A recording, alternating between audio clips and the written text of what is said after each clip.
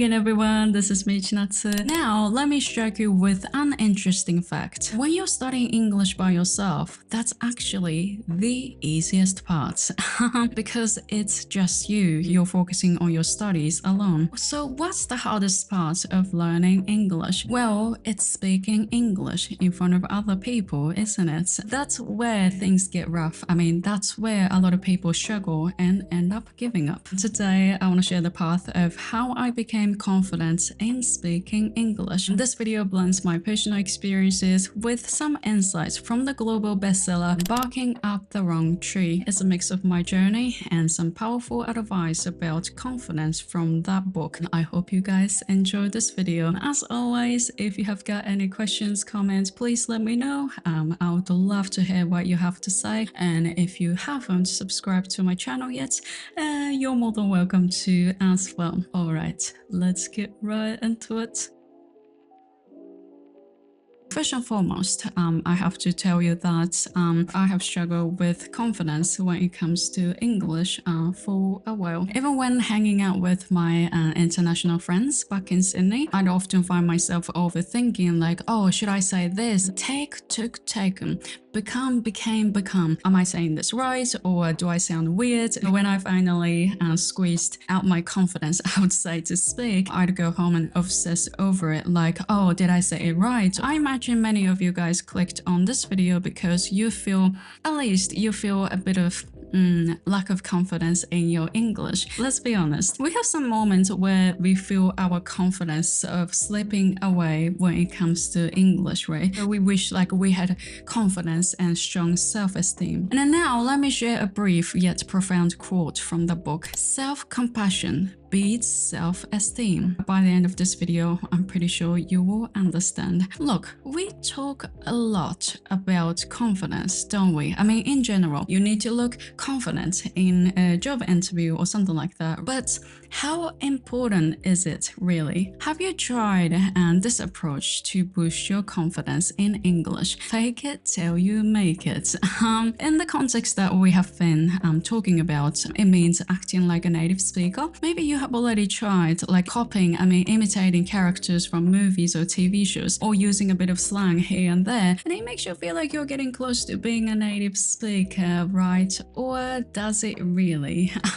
How many of you guys have found that this approach left you feeling a bit more discouraged or even like disappointed of yourself? I have tried it too. It didn't feel right at all and left me feel exhausted. And there's a saying in that book, we don't need to see ourselves larger than life, and it's often better if we don't. You don't want to fall into denial or be a jerk. It's good to have fun though. New day, new you can be anyone that you want to be, but I would say it's not necessarily about like pretending to be someone else, but it's more like trying to make ourselves look better than we actually are. And looking back, I realized that trying to fake confidence or pretend like I was better at English than I was didn't really help me. In fact, it often put me into tricky situations, leading to even like faster, more complicated conversations which I couldn't really handle with. So this is why faking it can be a bit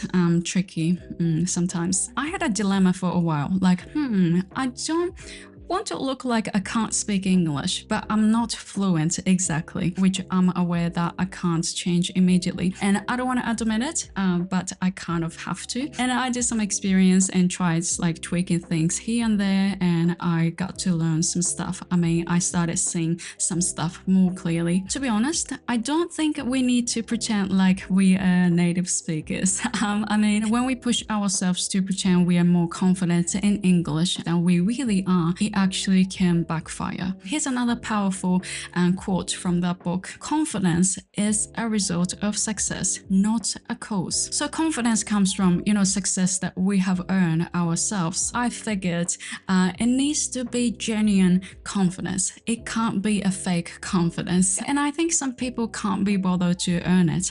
As I said before, English skills do not change overnight. When I reflect on my English learning journey, how I became confident confident in my English didn't come from pretending to be confident. It all came from small achievements. I would say small wins. For example, watching a video in English for like 5 minutes. I'm obsessed with TED Ed, being able to start a small talk with my colleagues. Like, it doesn't have to be a long talk about like life or anything. And I think they sort of compounded over time. And here's another great quote in the book. When you have a competitive mindset, you always risk underperforming and feeling like a loser. When challenged, focus on improving your skills, not just doing well or looking good. I didn't really have a name for this approach. You know, the stuff that I talked about in the last couple of minutes. You might think like, okay, what you did is only like, you know, working harder. I mean, studying, I don't know, just a little bit every day, you know, something like that. The book was mentioning about this approach. I was like, oh, this is it.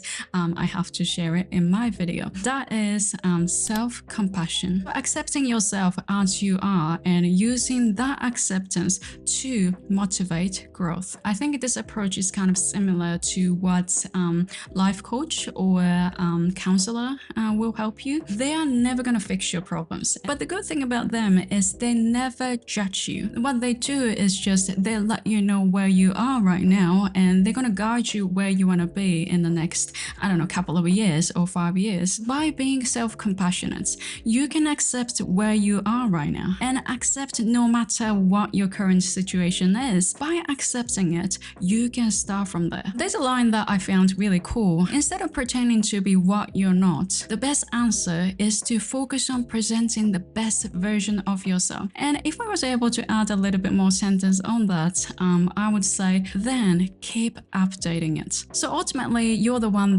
who can give you confidence in English. And as you go through this process, like celebrate your small achievements and the small wins. Focus on the fact that you're improving day by day. And then some people might say like, hey, but still we need techniques. I mean, we need to improve our pronunciation and grammar and all that. And look, you're not wrong, but I think this kind of approach is actually total opposites to self-compassionate. You're looking at a much higher goal that you can't really achieve and telling yourself some facts and beating up yourself. And then you go like, hey, I need to do this. I have to do this.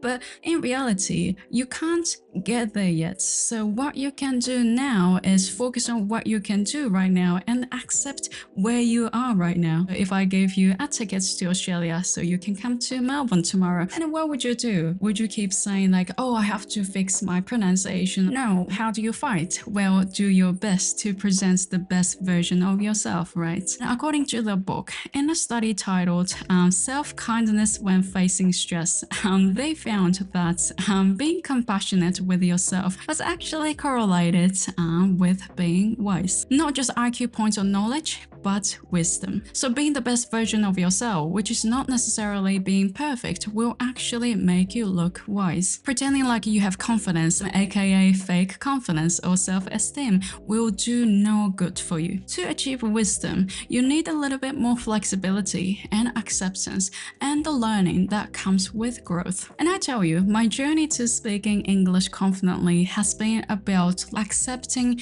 where I am right now. I mean, my current skills. And the journey continues year after year. When I got my current job like 5 years ago, I had to make the best of my language skills and fought for it. Even though there were so many struggles, I was not able to understand what the customer was talking about on the phone, but I had to handle it. Even now, when I look back my old videos, I always get a bit of cringe. But what I can say is at that time, I did my best.